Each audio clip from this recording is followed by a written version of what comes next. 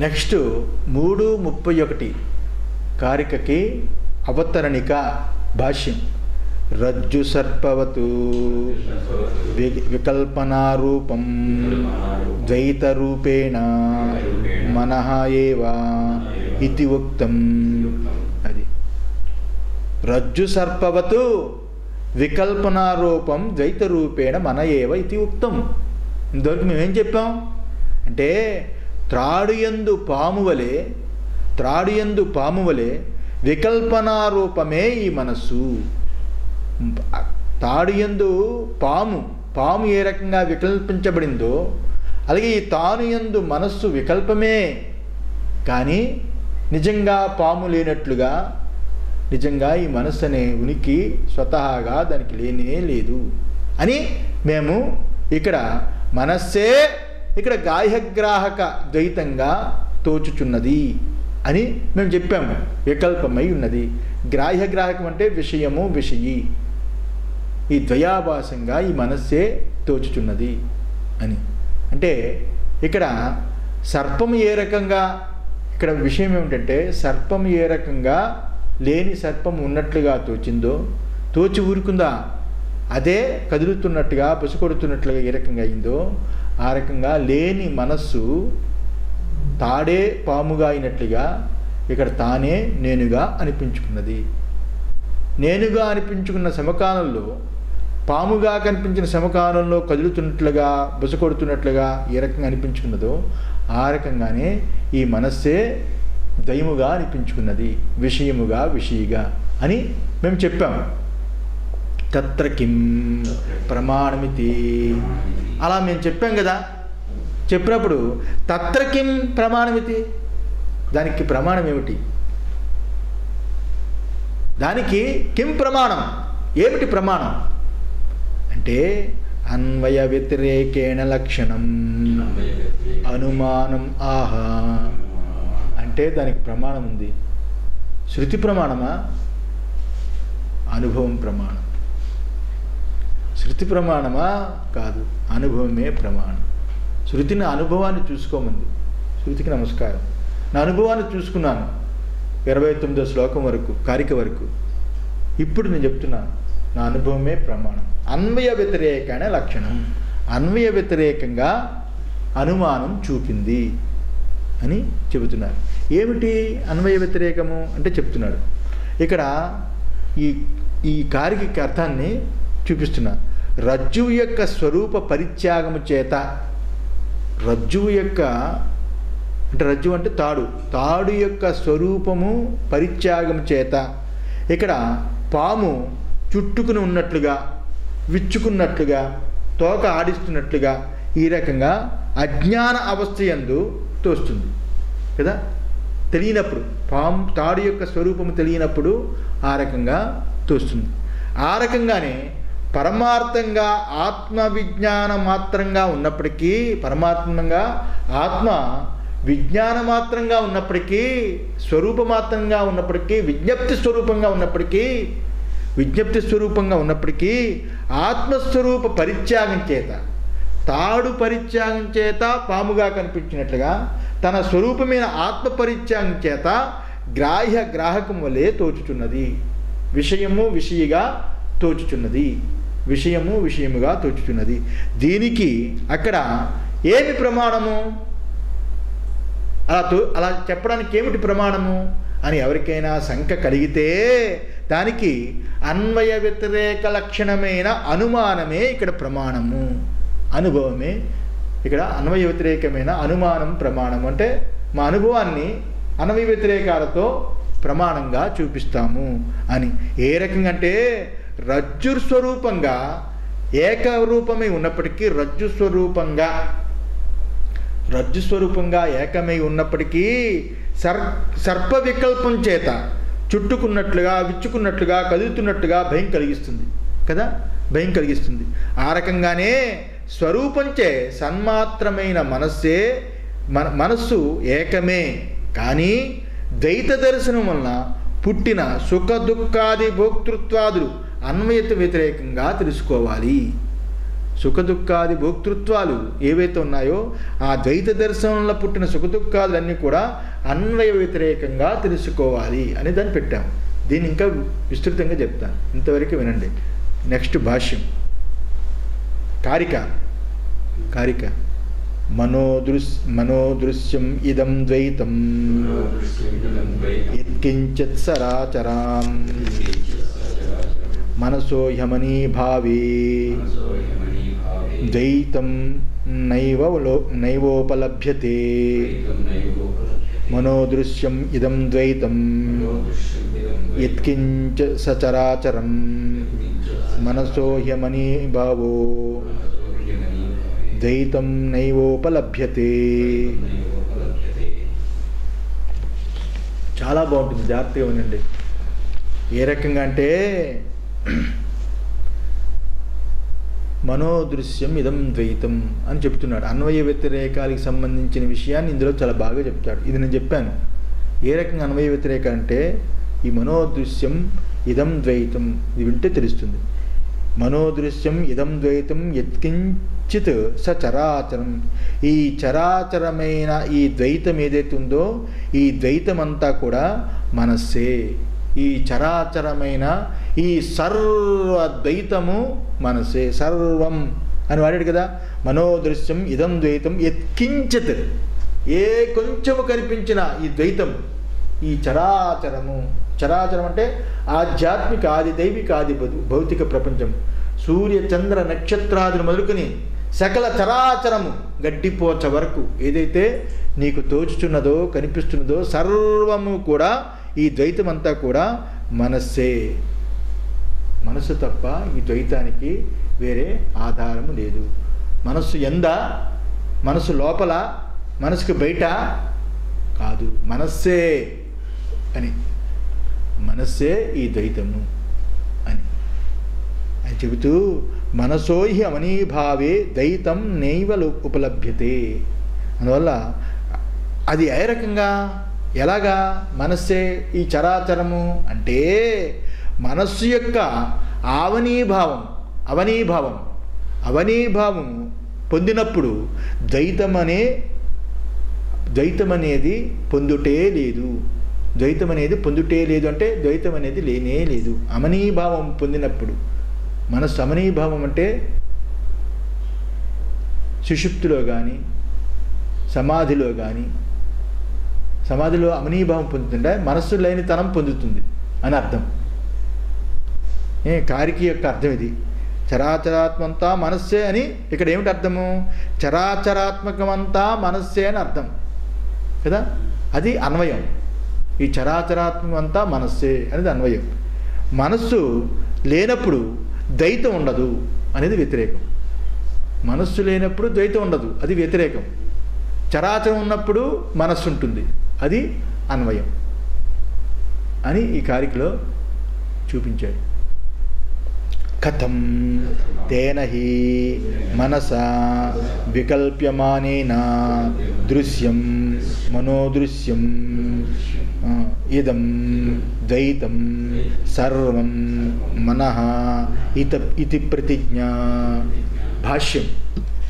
కథం తేన హి మనసా వికల్పమానేన దృశ్యం మనోదృశ్యం ఇదం ద్వైతం సర్వం మన ఇతి ప్రతిజ్ఞ. ఏ రకంగా మీరు ప్రతిజ్ఞ చేశారు? ఏ రకంగా ప్రతిజ్ఞ చేశారు అంటే చెప్తున్నాడు. ఏ రకంగా అంటే ఈ మనస్సు వికల్పించడము చేతనే, ఇక్కడ వికల్ప్యమానేన చేతాచే తోడాతో వికల్పించటం చేతనే, వికల్పించుట చేతనే, ఈ మనస్సు వికల్పించడం చేతనే ఈ దృశ్యమానముకు ద్వైతమంతా కూడా తోచుచున్నది. ఈ చరాచరమనే దృశ్యమానమైన ద్వైతమంతా కూడా తోచుచున్నది. దృశ్యం మనోదృశ్యం, ఈ దృశ్యమంతా కూడా మనోదృశ్యమే, మనసే తోచుచున్నది. ఇదం ద్వైతం సర్వం మనః, ఈ ద్వైతమంతా కూడా సర్వము మనస్సే. ఇది ప్రతిజ్ఞ, ఇది ప్రతిజ్ఞ. ఇదంతా కూడా సర్వము మనస్సే, ఇది ప్రతిజ్ఞ. మనోదృశ్యమంతా ద్వైతమే, ఆ మనస్సే కదా రజ్జువు యందు సర్పము వలె వికల్పము చేతనే దృశ్యము మనోదృశ్యంగా అయింది. దృశ్యం అంతా కూడా ఆ మనస్సే అయింది. ఇది సర్వలోక ప్రత్యక్షమైన ద్వైతము. ద్వైతాన్ని మేము చూపించాలా? ఈ ద్వైతం అంతా కూడా సర్వలోక ప్రత్యక్షమైన ద్వైతం. సజ్జన సవారు మీకు చూపించాలి ద్వైతం ఎక్కడుందని. సర్వలోక ప్రత్యక్షమైన ద్వైతం అంతా కూడా మనస్సే, మనస్సే అని, సర్వం మనస్సే అని ఇక్కడ ప్రతిజ్ఞ. అయితే దీనికి హేతు ఏమిటి? సర్వం మనస్సే అని ప్రతిజ్ఞ చేశారు. దీనికి హేతు ఏమిటి చెప్తున్నాడు. తద్భావే భావాత్ తద్ అభావే అభావాత్. దానికి హేతు ఏంటంటే తద్భావే అభావాత్, ఆ మనస్సు యొక్క వికల్పం లేనప్పుడు అది లేకుండా ఉంటుంది. మనస్సు యొక్క వికల్పం లేనప్పుడు తద్భావే భావాత్, తద్భావే భావాత్, మనస్సు వికల్పించినప్పుడు ఆ ద్వైతం ఉంటుంది. మనస్సు వికల్పించినప్పుడు ద్వైతం ఉంటుంది. తద్ అభావే అభావాత్, ఆ మనస్సు లేనప్పుడు ద్వైతం అనేది ఉండదు. ఇదే ఇక్కడ హేతువు, ఇదే ఇక్కడ హేతువు అని. అంటే ఇక్కడ ఏమిటి? ఈ ఆత్మ ఎప్పుడు మనస్సు అయినట్టు కనిపిస్తుందో అప్పుడు మాత్రమే ద్వైతం ఉంటుంది అని కదా. ఎప్పుడు ఈ ఆత్మ మనస్సు అయినట్లు తోస్తుందో, తాడు పామైనట్లు తోచినట్లుగా స్వరూపమైన తానే మనస్సు అయినట్లు తోస్తుందో అప్పుడే ద్వైతం ఉంటుంది కదా. ఎప్పుడు ఆ మనస్సు కాకుండా పోతుందో అప్పుడు ఈ మనస్సు అయినట్లు కనిపించదో అప్పుడు ద్వైతం అనేదే ఉండదు. అందుకే మనస్సు ఉంటేనే ద్వైతం ఉంటుంది. ఇది అన్వయం. మనస్సు ఉంటేనే ద్వైతం ఉంటుంది, ఇది అన్వయం. మనస్సు లేనప్పుడు ద్వైతం అనేదే ఉండదు. ఇది వ్యతిరేకం. ఇది వ్యతిరేకం అనేది అన్వయ వ్యతిరేకాన్ని ఇక్కడ చూపించింది. అన్వయ వ్యతిరేకాన్ని ఇక్కడ చూపించింది భాష్యం. మనసో హి అమనీభావీ నిరుద్ధే వివేక దర్శనాభ్యాస వైరాగ్యాభ్యాం రజ్వాం ఇవ సర్పే లయం గతే వా సుషుప్తే ద్వైతం నైవ ఉపలభ్యతే ఇతి అభావాత్ సిద్ధం ద్వైతస్య అసత్వం ఇత్యర్థః. భాష్యం, అందులో తప్పుంది. భాష్యం. మనసో హి అమనీభావి నిరుద్ధే వివేక దర్శనాభ్యాస వైరాగ్యాభ్యాం రజ్వాం ఇవ. ఇప్పుడు చెప్పిన 29, 30, 31 ఈ 3 కారికలకి ఈ భాష్యం యొక్క వాక్యం ఏదైతే ఉన్నదో అది నిర్ధారణ, నిశ్చయార్థకం, కన్క్లూషన్. అద్భుతమైన వాక్యం ఇది. 3 శ్లోకాలకి ఇదే పూర్తి. నెక్స్ట్ కారిక మారిపోతుంది. ఈ కారికకి ఇదే పూర్తి. చాలా అద్భుతమైన భాష్యం ఇది. ఎందువల్లంటే మనసోహి అమనీభావి, మనస్సు వికల్పించినప్పుడు ద్వైతం ఉంటుంది, మనస్సు వికల్పం లేనప్పుడు ద్వైతమే ఉండదు అనేది చెప్పాడు. అది హేతువు. ప్రతిజ్ఞ చేశాడు, దానికి హేతువు చెప్పాడు. ఇప్పుడు ఎందుకు ఆ హేతువు చెప్పాడో కారణాన్ని చెప్తున్నాడు. దానికి ఇది చెప్తున్నాడు, ఉదాహరణ చెప్తున్నాడు. మనసోహి అనుభవం చెప్తున్నాడు, ఉదాహరణ కాదు, అనుభవాన్ని చెప్తున్నాడు. మనసోహి అమనీభావే నిరుద్ధే వివేక దర్శనాభ్యాస. మనస్సే మనసోహి మనస్సే కదా అని, మనస్సే కదా, ఆ మనస్సే కదా ద్వైతము. మనసోహి అంటే మనస్సే కదా ద్వైతము అనేది అక్కడ తీసేయాలి. అమనీభావే నిరుద్ధే, ఆ మనస్సు నిరోధం పొందినప్పుడు, నిరోధం పొందినప్పుడు అంటే సమాధి పొందినప్పుడు, మనస్సుని నిరోధించినప్పుడు, సమాధి పొందినప్పుడు, అప్పుడు నిరోధం పొందినప్పుడు అని. ఇక్కడ సమాధి కాదు, ఇక్కడ సమాధి అనేది వేరే అర్థం. నిరోధే, నిరోధించినప్పుడు. ఎప్పుడు ఎప్పుడు నిరోధించినప్పుడు అంటే దానికి చెప్తున్నాడు వివేక దర్శనాభ్యాస. వివేక దర్శనము చేత, వివేకం అంటే విచారణ, శ్రవణ మననాదులు చేసిన తరువాత, వివేక దర్శనం తర్వాత, అంతేగాని కళ్ళు మూసుకున్న తర్వాత ప్రత్యాహారం చేసిన తర్వాత, ధారణ చేసిన తర్వాత అని చెప్పలేదు. ప్రత్యాహార, ధ్యాన, ధారణ, సమాధి అంటారు కదా, అది ఇక్కడ చెప్పలేదు. ఇది ఇక్కడ చాలా ఇంపార్టెంట్. ఇదే నడుస్తుంది నెక్స్ట్ స్టోరీలో. వివేక దర్శన తర్వాత, వివేకం అంటే విచారణ తర్వాత, వివేకం తర్వాత వైరాగ్యాభ్యాం, ఆరోగ్యం చెప్పాడు కదా, అభ్యాసము వైరాగ్యం. అభ్యాసం అంటే వివేక దర్శనం, వైరాగ్యము. వివేక దర్శనము, వివేక దర్శన అభ్యాసము వైరాగ్యము చేత, ఈ రెండిటి చేత రజ్జువు యందు సర్పము వలె, రజ్జువు యందు సర్పము ఏ రకంగా, ఇది సర్పము కాదు తాడే, తాడే అని తెలిసినప్పుడు సర్పము ఏ రకంగా తాడులో లయమవుతుందో, తాడులో లయమవుతుందో, అక్కడ ఏం జరిగింది? సర్పాన్ని పోగొట్టుకోవడానికి యోగాసనం వేసి కూర్చొని మెడిటేషన్ చేసామా సర్పం పోవాలని, జపమాల పట్టుకుని జపమాల తిప్పామా సర్పం పోవాలి, సర్పం పోవాలి, సర్పం పోవాలని, అస్థికాయ నమః, అస్థికాయ నమః, అస్థికాయ నమః, అస్థికాయ నమః అని అస్థిక ఋషిని తలుచుకుంటే సర్పం పోతుందని చెప్పాడని చెప్పి జపాలు చేసామా?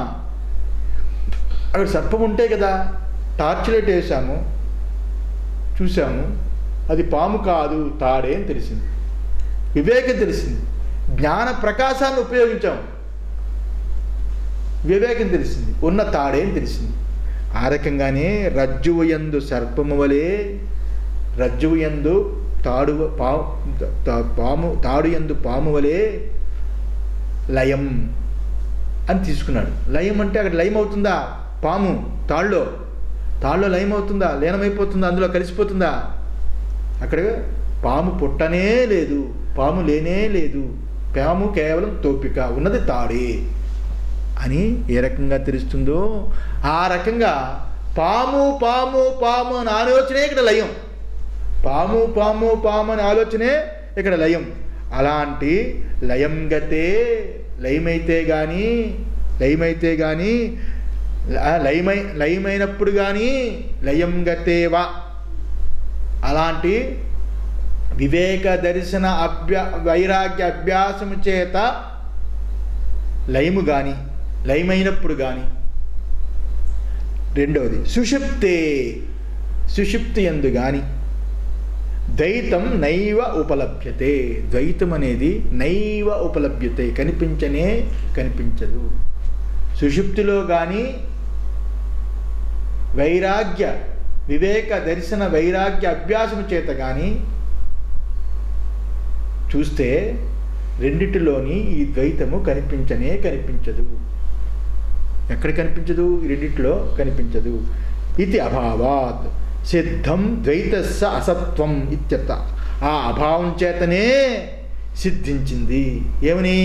ద్వైతం మిథ్యా, అసత్వం లేనే లేదని సిద్ధించింది. ఏమిటి మన అనుభవము? ఒకటి నిత్యము పొందుతున్న సుషుప్తి అనుభవం. రెండవది ఏంటి? జ్ఞానులు పొందిన అనుభవం. జ్ఞానులకి వివేక